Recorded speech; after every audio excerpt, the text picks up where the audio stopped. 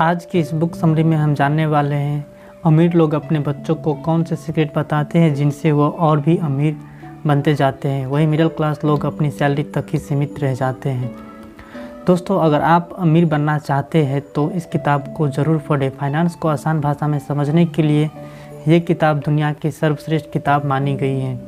किताब में अमीर लोग के बहुत से सीक्रेट बताए गए हैं जिन्हें जानकर आप भी अमीर बनने की कोशिश कर सकते हैं। यहाँ इस किताब की समरी में आप जानने वाले हैं, जिस किताब का नाम है रिच डैड पुअर डैड और उसका लेखक है रॉबर्ट कियोसाकी। इसमें इन्होंने अपने दो पिताओं से जो सीखा था उसी के बारे में बताया है।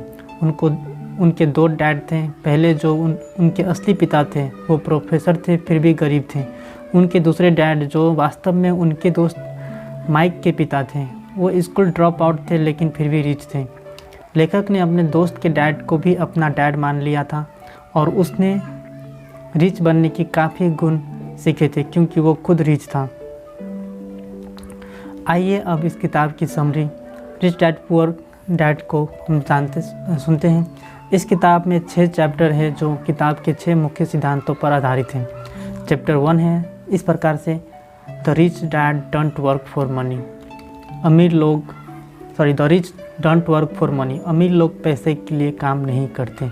इसमें हम जानेंगे जब रॉबर्ट 9 साल के थे तब उन्होंने अपने दोस्त माइक के पिता, जिन्हें वो अपना रिच डैड मानता है, उससे पूछा कि रिच कैसे बना जाता है। रिच डैड ने कुछ बताने के बदले उन दोनों लड़कों को अपने स्टोर की सफाई पर लगा दिया और हफ्ते के सिर्फ 20 रुपये देते थे। कुछ ही हफ्तों में रॉबर्ट निराश हो गया और छोड़कर जाने लगे क्योंकि इतनी मेहनत करनी पड़ रही थी, वो भी इतने कम पैसों में। तभी उनके रिच डैड ने उन्हें पहला सबक दिया, अमीर लोग पैसे के लिए काम नहीं करते। वो चाहते थे कि रॉबर्ट जॉब की असलियत जान ले और खुद अपना सोर्स ऑफ इनकम ढूंढे। ज़्यादातर जॉब्स ऐसी ही होती है, 9 to 5 काम करो और थोड़ी सी सैलरी ले लो। इससे रॉबर्ट को इंस्पिरेशन मिला। उसे ये भी पता चला कि जॉब कितना कम पे करती है और कितना उबाऊ काम करना पड़ता है। उसके दिमाग में बिजनेस का आइडिया आया। उसने स्टोर की सर सफाई करते हुए देखा था कि वहाँ माइक की बहुत सारी पुरानी कॉमिक्स बेकार पड़ी हुई थी। उसने माइक के साथ मिलकर उन्हें रेंट पर देने का प्लान बनाया।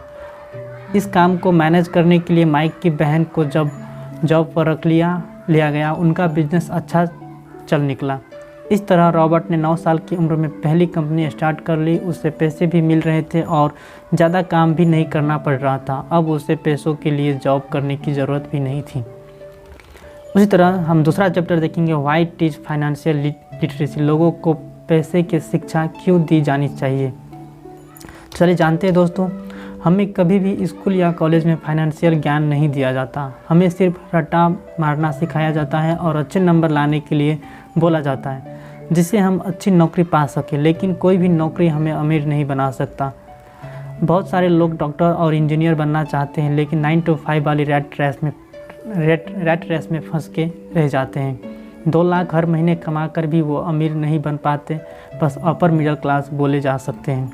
ऊपर से सारा समय नौकरी के लिए देना पड़ता है, जबकि अमीर हमेशा फ्री होते हैं, कभी भी बैग उठाकर विदेश यात्रा के लिए निकल सकते हैं। इस रैट रेस से निकलने के लिए जो मेन पॉइंट लेखक ने इस चैप्टर में बताया है वो है एसेट एंड लिएबिलिटीज़ की समझ। जिन्हें ये समझ आ जाती है वो एक दिन अमीर बन ही जाते हैं। इसे समझ गए तो आप बड़े बड़े MBA करने वालों से भी आगे बढ़ जाएंगे। आइए आसान शब्दों में समझते हैं एसेट एंड लिएबिलिटीज़ होते क्या है। एसेट जो भी चीज़ आपकी जेब में पैसा डालती है वो एसेट है। लिएबिलिटी जो भी चीज़ आपकी जेब से पैसा निकालती है वो है लिएबिलिटी। चलिए हम इसको एग्जाम्पल से समझते हैं। तो एग्जाम्पल नंबर 1 में समझते हैं हम। अगर आपने एक कार लोन पर ली है तो वो आपके सिर्फ लिएबिलिटी है क्योंकि वो आपकी जेब से पैसा निकल रही है। पेट्रोल के लिए भी आपकी जेब से पैसा जा रहा है। उसी कार को आप एसेट भी बना सकते हैं। अगर आप उसे ओला उबर से लिंक कर देते हैं और ड्राइवर रख लेते हैं तो वही कार आपकी जेब में पैसा डालने लगेगी। तो दोस्तों, है ना कमाल का ट्रिक। चलिए एग्जाम्पल नंबर 2 देखते हैं। अगर आप 50 लाख का घर लोन पर लेते हैं तो वो आपकी लिएबिलिटी है क्योंकि आप उसे लोन पर लेते हैं साल तक किस्त भरते हैं, वो भी ब्याज के साथ। इसके विपरीत अगर आप उस 50 लाख को एफडी और पीएफ में कर रखते हैं तो वही पैसा 10-15 साल में 2 गुना हो जाएगा। फिर आप जो घर लेंगे वो एक तरह से फ्री में होगा।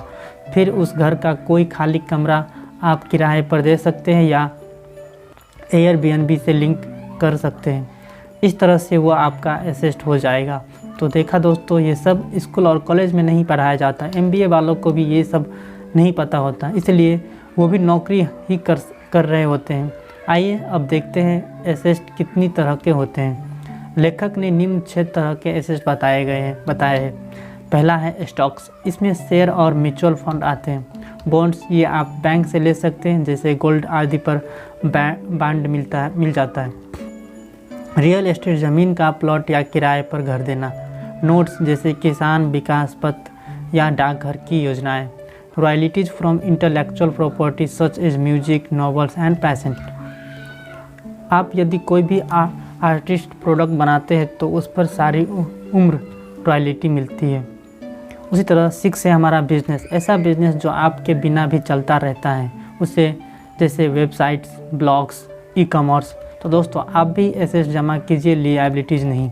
बहुत से लोग पहले ही सैलरी में कार लेने के लिए भागते हैं। ये अमीर बनने की लक्षण नहीं है। बनावटी अमीर तो आपके आसपास बहुत नज़र आ जाएंगे। बड़े बड़े घर होंगे लेकिन लोन की किस्तें भर रहे होंगे या बैंक बैलेंस कुछ भी नहीं होगा। चैप्टर नंबर 3 में है हमारा माइंड योर ऑन बिजनेस। अगर अमीर बनना है तो आप बिजनेस लगाए। जॉब करके आप कभी अमीर नहीं बन सकते। जैसे कि एग्जाम्पल नंबर 1 में एक व्यक्ति ने 32 तरह की चाय की बिजनेस स्टार्ट किया और हर सिटी में ब्रांचेज खोल दी। उसके कैफेटेरिया में लोग काम करते हैं और उसे कुछ खास करने की ज़रूरत नहीं पड़ती। उसकी इनकम करोड़ों में है। क्या एक डॉक्टर या इंजीनियर इतनी मेहनत के बावजूद इतना कमा सकता है? नहीं। वैसे इसी तरह से हम एग्जाम्पल नंबर 2 देखेंगे, बर्गर किंग। बर्गर किंग केवल बर्गर बेचता है जिससे कोई भी बना सकता है। तो दोस्तों, इन एग्जाम्पल से पता चलता है कि ज़रूरी नहीं है हमें बड़े बड़े कॉम्प्लेक्स बिजनेस जैसे स्टील, मेडिसिन, टेक्सटाइल्स आदि ही करें, जिनके लिए बहुत दिमाग और पैसे की ज़रूरत है। आप छोटा प्रोडक्ट भी बेच सकते हैं जो आसान हो। असंख्य बिजनेस हो सकते हैं। आप वो चुनें जिसमें आपका इंटरेस्ट हो और कुछ समझ भी। 4th चैप्टर है the history of tax and the power of corruption. Tax और करप्शन का इतिहास। दोस्तों, अमीरों के पास टैक्स से बचने के सीक्रेट तरीके होते हैं। वो कॉरपोरेशन या कंपनी बना लेते हैं। सरकार कंपनी को बहुत सी रियायतें देती है। मान लीजिए किसी को कार लेनी है तो वो उसे अपने नाम पर नहीं, अपनी कंपनी के नाम पर लेगा। इससे उसका टैक्स नहीं लगेगा। घर भी कंपनी के नाम पर लेगा। वैसे ही विदेश यात्रा पर जाना हो तो उसे कंपनी की काम का ट्रिप बताकर कंपनी के अकाउंट्स में डाल दिया जाता है। इसी तरह से अमीरों के पास बहुत से तरीके होते हैं और फंसता कौन है? मिडिल क्लास वाले। करते रहो मेहनत और भरते रहो टैक्स।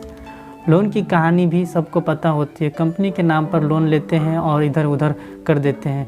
फर्जी कंपनी भी बना लेते हैं और जब लोन भरने की बारी आती है तो